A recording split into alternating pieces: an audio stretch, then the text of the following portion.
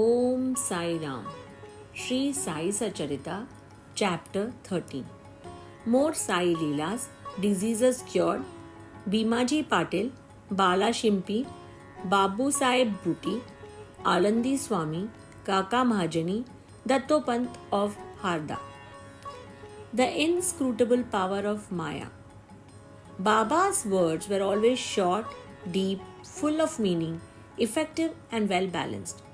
He was ever content and never cared for anything. He said, "Though I am a fakir, I have no house or wife, and though leaving off all care, I stay at one place, the inevitable Maya teases me often. Though I forget myself, but she cannot forget me. She always envelops me. This Maya, the elusive power of the Lord Sri Hari, harasses even Lord Brahma and others.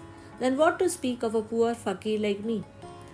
Those who take refuge in God will be freed from her clutches with His grace." In such terms, Baba spoke about the power of Maya.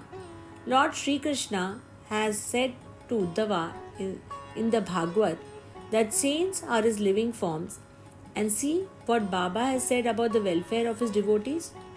Those who are fortunate and whose demerits have vanished, take to my worship. If you always say Sai, Sai, I shall take you over to the seven seas, believe in these words, and you will be certainly benefited. I do not need any paraphernalia of worship, either eightfold or 16-fold. I rest here where there is full devotion. Now read what Sai did for the welfare of those who surrendered themselves to him. Bhimaji Patil. One Bhimaji Patil of Narayangao, Taluka Junar, District Pune, suffered in the year 1909 from a severe and chronic chest disease, which ultimately developed into tuberculosis. He tried all sorts of remedies, but to no effect. Losing all hopes, he ultimately prayed to God, "O Lord Narayana, help me now." It is well-known fact that when our circumstances are well, we do not remember God, but when calamities and adversities overtake us, we are reminded of Him. So, Bhimaji now turned to God. It occurred to him that he should consult Mr. Nana Sahib Chandorkar, a great devotee of Baba, in this respect. So he wrote to him a letter giving all details of his malady and asked for his opinion. In reply, Mr. Nana Sahib wrote to him that there will only be one remedy left, and that was to have recourse to Baba's feet. Relying on Mr. Nana Sahib's advice, he made preparations for going to Shirdi. He was brought to Shirdi and taken to the masjid and placed before Baba. Mr. Nana Sahib and Shama, Madhav or Deshpande, were present there. Baba pointed out that the disease was due to his previous evil karma and was not disposed to interfere. But the patient cried out in despair that he was helpless and sought refuge in him, as was his last hope, and prayed for mercy. Baba's heart melted and he said, "Stay, cast off your anxiety. Your sufferings have come to an end." However oppressed and troubled one may be, as soon as he steps in the masjid, he is on the pathway to happiness. The fakir here is very kind, and he will cure the disease and protect all with love and kindness. The patient used to vomit blood every 5 minutes, but there was no vomiting in presence of Baba.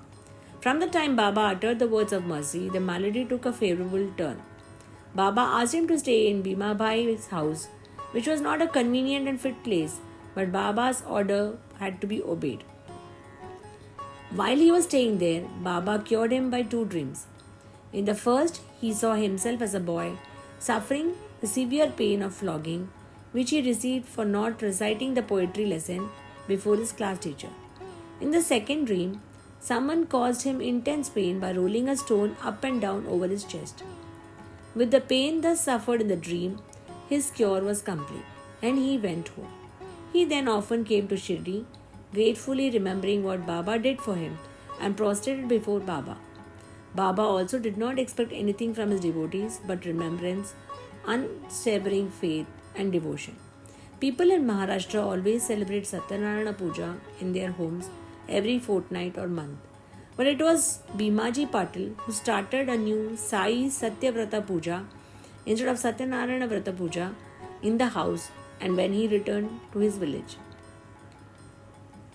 Bala Ganpat Shimpi. Another devotee of Baba by the name Bala Ganpat Shimpi suffered much from a malignant type of malaria. He tried all sort of medicines and decoctions, but in vain. The fever did not abate a jot, and so he ran to Shirdi and fell on Baba's feet. Baba gave him a strange recipe in this case. He said, "Give a black dog some morsel of rice mixed with curd in front of the Lakshmi temple." Bala did not know how to execute the recipe, but no sooner he went home, he found rice and curd. After mixing them together, he brought the mixture near the Lakshmi temple when he found a black dog waving his tail. He placed the curd rice before the dog.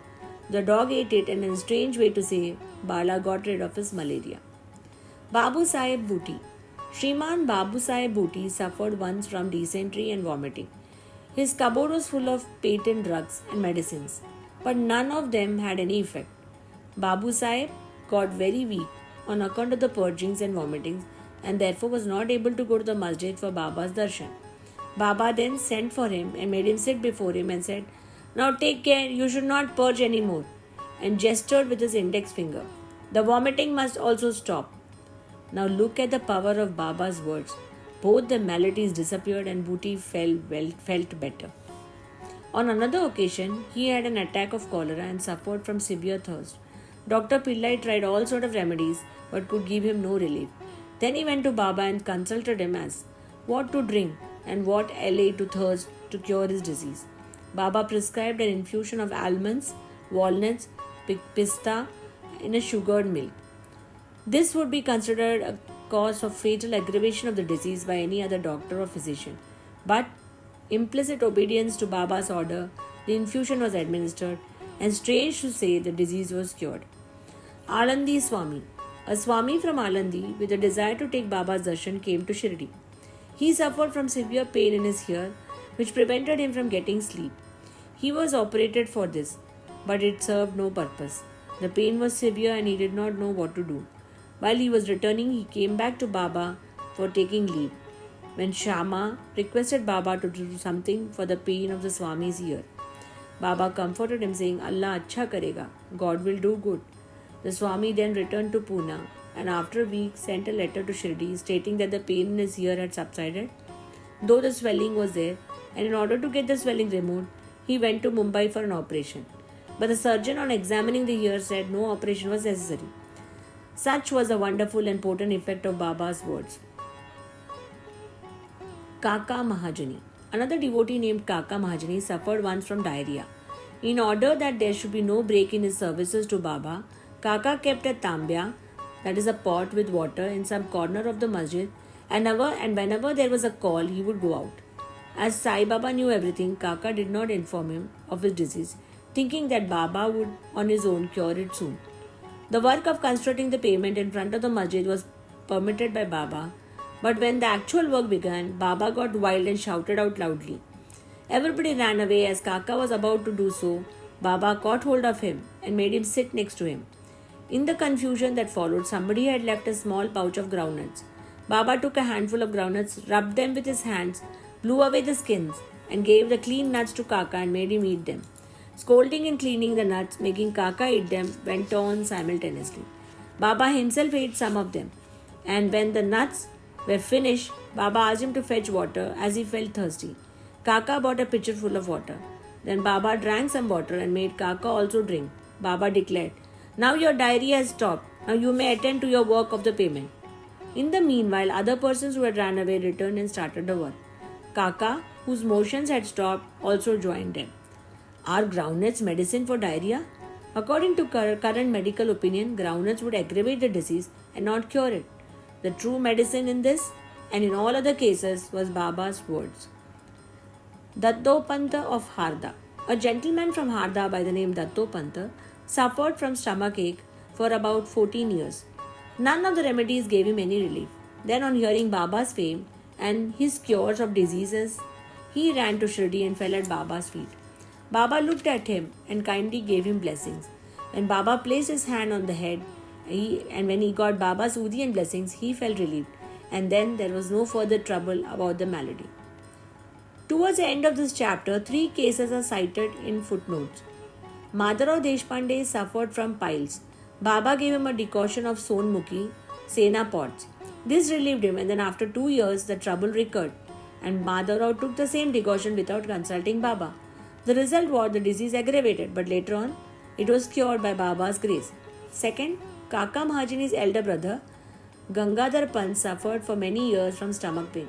Hearing Baba's fame, he came to Shirdi and requested Baba to cure him. Baba touched his belly and said, God will cure. From that time, there was no stomach pain and he was completely cured.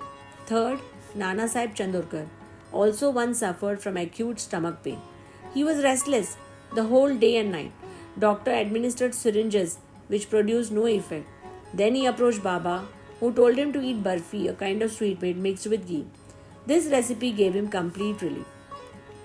All these stories show that the real medicine that cured the various diseases permanently was Baba's words and grace, and not any medicines or drugs. Bow to Sri Sai, peace be to all. Om Sai Ram.